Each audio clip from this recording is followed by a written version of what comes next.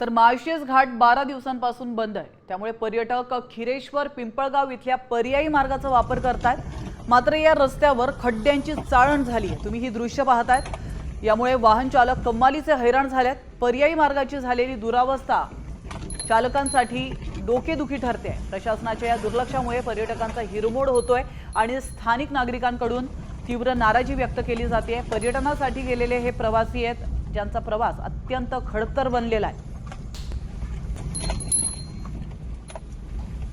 आपण या दृश्यांच्या माध्यमातून पाहू शकतो, एकीकडे माळशेज घाटावरून वाहनांना बंदी घालण्यात आलेली आहे, मात्र दुसरीकडे प्रशासनाने जो पर्यायी रस्ता उपलब्ध करून दिलेला आहे तो पर्यायी रस्ता अत्यंत बिकट अवस्थेमध्ये असल्याचं पाहायला मिळतं। एका सजग नागरिकाने, सजग प्रवाशाने हा व्हिडिओ काढलेला आहे आणि सोशल मीडियावर व्हायरल केलेला आहे।